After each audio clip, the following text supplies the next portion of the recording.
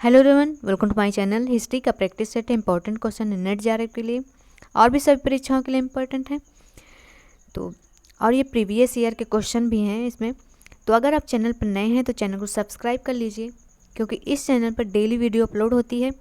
तो चलिए इसका पहला प्रश्न देखते हैं। पहला प्रश्न है, चंद्रगुप्त विक्रमादित्य के नवरत्नों में कौन शामिल नहीं था? ऑप्शन है अमर सिंह, बी है बेताल भट्ट, सी है छपड़क और डी है नागार्जुन। तो इसका राइट आंसर ऑप्शन नंबर हो जाएगा डी, नागार्जुन।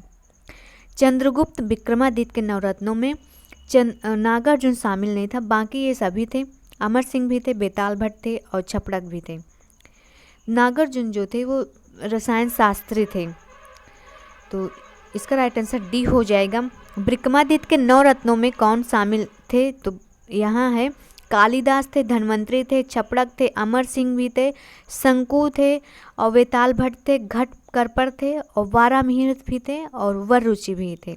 तो इसका राइट आंसर हो जाएगा option number D, Nagarjuna. Next देखते हैं, कौटिल्य किसका प्रधानमंत्री रहा? तो ऑप्शन है हर्षवर्धन, बी है अशोक, सी है चंद्रगुप्त और डी है चंद्रगुप्त मौर्य। तो यहाँ पूछा गया है कौटिल्य किसका प्रधानमंत्री रहा? तो कौटिल्य जो थे वो चंद्रगुप्त मौर्य के प्रधानमंत्री थे। Right answer option number D हो जाएगा, चंद्रगुप्त मौर्य। कौटिल्य तक्षशिला विश्वविद्यालय का शिक्षक तथा एक कुशल रणनीतिक के साथ साथ राष्ट्र निर्माता भी थे।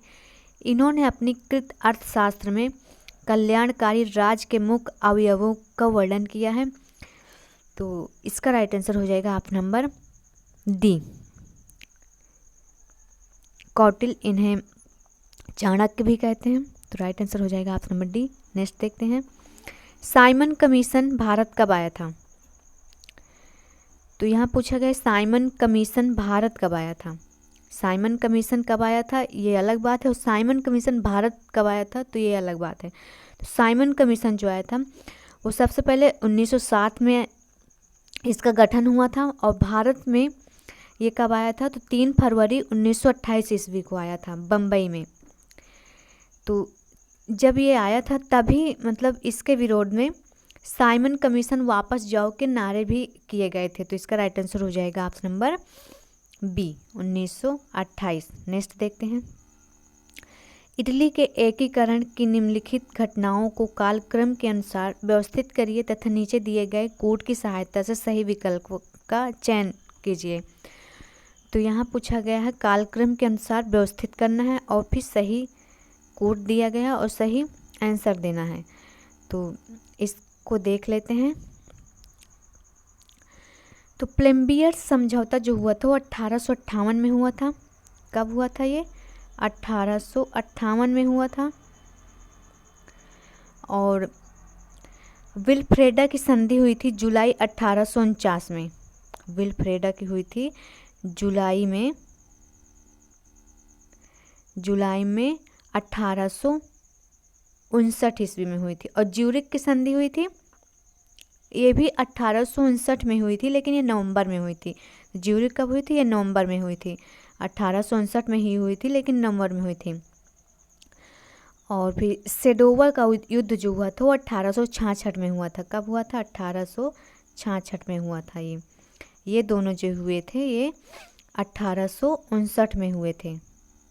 तो इसका जो राइट आंसर हो जाएगा, सबसे पहले इसमें आता है प्लेम्बियर समझौता ए, फिर उसके बाद विल्फ्रेडा आता है। सबसे पहले प्लेम्बियर आएगा, डी आएगा, फिर उसके बाद बी आएगा, डी बी, और फिर उसके बाद आएगा सी, और सेडोवा जो है सबसे लास्ट में आएगा। तो चलिए इसका देखते हैं कौन सा सही होगा। तो इसका जो राइट आंसर हो जाएगा ऑप्शन नंबर हो जाएगा सी, डी बी सी ए। राइट आंसर ऑप्शन नंबर हो जाएगा डी। नेक्स्ट देखते हैं, हड़प्पा सभ्यता में निम्न में किसकी जानकारी नहीं थी? तो हड़प्पा सभ्यता में जो जानकारी नहीं थी वो थी नहर की जानकारी नहीं थी, बाकी सभी की थी। ढेकली की थी, कुआं की थी, कुएं पर पुल्ली की थी। तो इसका जो राइट आंसर हो जाएगा ऑप्शन नंबर हो जाएगा सी, नहर की जानकारी नहीं थी। नेक्स्ट देखते हैं, जैन ग्रंथ को कहा जाता है, जैन ग्रंथ को क्या कहा जाता है? तो यहाँ पर पूछा गया है जैन धर्म को क्या कहा जाता है। जैन धर्म को कहा जाता है जैनागम। राइट आंसर बी हो जाएगा। जैन साहित्य को आगम या सिद्धांत, सिद्धांत मतलब जैसे जैनागम को ही सिद्धांत कहा जाता है। जैन आगमों में सबसे महत्वपूर्ण 12 अंग हैं। आचरांग सूत्र में जैन भिक्षुओं के आचार नियमों का उल्लेख किया गया है और भगवती सूत्र में महावीर के जीवन पर कुछ प्रकाश भी डाला गया है। तो इसका राइट आंसर हो जाएगा ऑप्शन नंबर बी। नेक्स्ट देखते हैं। नेक्स्ट क्वेश्चन है, निम्नलिखित में से किसे मिस्र के टालमी फिलाडेल्फस ने मौर्य काल में भारत में राजदूत के रूप में भेजा था। तो ये किसने भेजा था? तो ये भेजा था डायोनिसस ने। इसका राइट आंसर हो जाएगा ऑप्शन नंबर सी। प्लिनी के विवरण से पता चलता है कि मिस्र के राजा टालमी फिलाडेल्फस ने डायोनिसस नामक राजदूत बिंदुसार के दरबार में भेजा था, लेकिन जब ये डायोनिसस पहुंचा तो वहाँ अशोक सम्राट बन चुके थे और बिंदुसार की मृत्यु हो चुकी थी। तो इसका राइट आंसर हो जाएगा ऑप्शन नंबर सी। नेक्स्ट देखते हैं, निम्नलिखित गुप्त शासकों में परम भागवत की उपाधि धारण करने वाला प्रथम कौन था? तो परम भागवत की जो उपाधि धारण करने वाला था वो ऑप्शन नंबर बी था, चंद्रगुप्त द्वितीय थे। इसका राइट आंसर बी हो जाएगा। समुद्रगुप्त के बाद उसकी महसी दत्त देवी से उत्पन्न पुत्र चंद्रगुप्त द्वितीय गुप्त राजवंश का सर्वाधिक महत्वपूर्ण एवं शक्तिशाली शासक बना था और इन्होंने परम भागवत की उपाधि भी धारण की थी। तो राइट आंसर हो जाएगा ऑप्शन नंबर बी। नेक्स्ट देखते हैं, अकबर के तौहीद ए इलाही का अर्थ है। तो अकबर के तौहीद ए इलाही का अर्थ है Divya एकेश्वरवाद। Right answer option number हो जाएगा बी। नेक्स्ट देखते हैं, भारत छोड़ो आंदोलन रूस तथा फ्रांस की क्रांति से कम नहीं था। यह कथन किसका था? तो ये कथन था जयप्रकाश नारायण का। राइट आंसर हो जाएगा ऑप्शन नंबर बी। भारत छोड़ो आंदोलन द्वितीय विश्व युद्ध के समय 8 अगस्त 1942 को आरंभ हुआ था। इसका लक्ष्य था भारत में ब्रितानी साम्राज्य को समाप्त करना। राइट आंसर हो जाएगा बी। नेक्स्ट देखते हैं, निम्नलिखित युद्धों में कौन सा युद्ध राष्ट्रों के युद्ध के नाम से जाना जाता है? तो ये जाना जाता है लिप्जिंग का युद्ध। राइट आंसर हो जाएगा ऑप्शन नंबर ए। नेक्स्ट देखते हैं, नीचे दिए गए कथन हैं, एक को अभिकथन और दूसरे को कारण कहा गया है। तो यहाँ पढ़ लेते हैं कौन सा कथन सही है और नीचे इसमें दिया गया है तो कौन सा सही कौन सा गलत है, इसे देख लेते हैं। तो अभिकथन इसमें दिया गया है,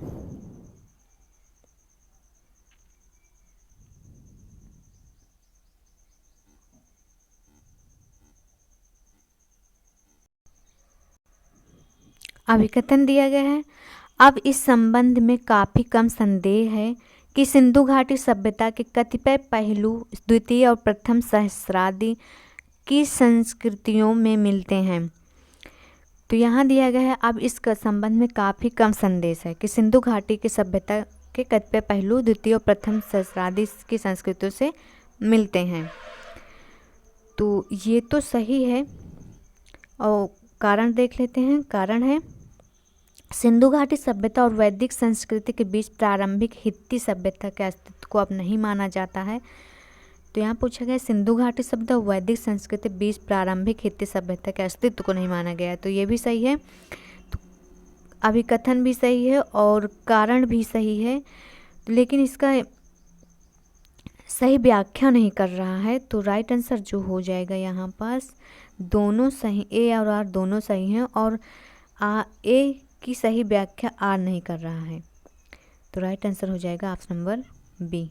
नेक्स्ट देखते हैं, सूची 1 को सूची 2 में मिलान करना है ओकूट की सहायता से, इसे सही आंसर देना है। तो चलिए इसका पहला मिलान कर लेते हैं। तो इसका मिलान करते हैं, दीघ निकाय का हो जाएगा महापरिनिब्बाण सूत्र, दीघ निकाय का हो जाएगा महापरिनिब्बाण सूत्र और खुद्दक निकाय का हो जाएगा धम्मपद, धम्मपद हो जाएगा। और विनय पिटक का हो जाएगा खंडक, और अभिधम पिटक का हो जाएगा कथावस्तु। तो इसका राइट आंसर हो जाएगा ए का सेकंड, बी का 1, ए का सेकंड, बी का 1। तो राइट आंसर ऑप्शन नंबर हो जाएगा ए। नेक्स्ट देखते हैं। नेक्स्ट क्वेश्चन है मौर्यों की अवधि में पूर्वी तटीय प्रमुख पोर्ट रहा। तो ये था ताम्रलिपि। इसका राइट आंसर हो जाएगा ऑप्शन नंबर बी, ताम्रलिपि। नेक्स्ट देखते हैं। फाहियान के यात्रा विवरण का नाम है। फाहियान के यात्रा विवरण का नाम क्या था? तो ये था फो क्यों की। राइट आंसर हो जाएगा ऑप्शन नंबर सी। सुयुकी जो था वो ह्वेंसान का यात्रा वृत्तांत था। ये सुयुकी ह्वेंसान के यात्रा वृत्तांत है। और ह्वेंसांग के एक सहयोगी हिरिली ने ह्वेंसांग की जीवनी नामक एक ग्रंथ की रचना की थी। तो राइट आंसर हो जाएगा ऑप्शन नंबर सी। नेक्स्ट देखते हैं।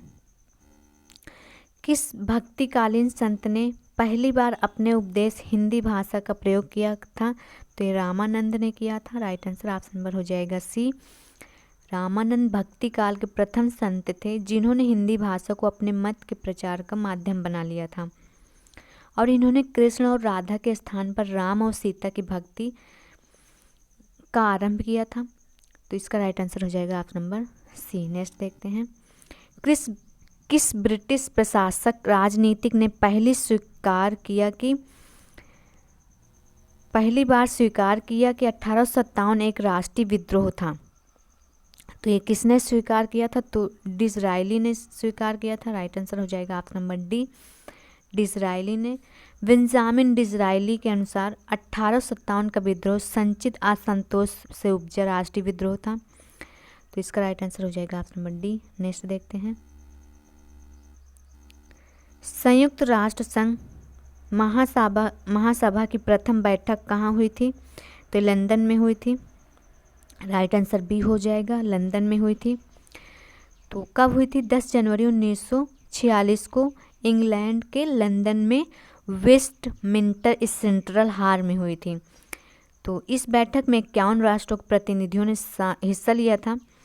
और तो इसका राइट आंसर हो जाएगा ऑप्शन बी। नेक्स्ट देखते हैं। किस पुरास्थल के दुर्ग में 7 अग्निकुंड प्राप्त हुए हैं? तो ये प्राप्त हुए हैं कालीबंगा में। इसका राइट आंसर हो जाएगा ऑप्शन नंबर डी, कालीबंगा। वर्तमान में हनुमानगढ़ राजस्थान में स्थित है। नेक्स्ट देखते हैं। कौन सा बौद्ध साहित्य भारत की प्राचीन लिपियों की सूची देता है? तो यहाँ पूछा गया कौन सा बौद्ध साहित्य भारत की प्राचीन लिपियों की सूची देता है? तो ये देता है ललित विस्तार। राइट आंसर हो जाएगा ऑप्शन नंबर सी। ललित विस्तार में महायान बौद्ध संप्रदाय का ग्रंथ है। इसमें भगवान बुद्ध की लीलाओं का वर्णन किया गया है। नेक्स्ट देखते हैं।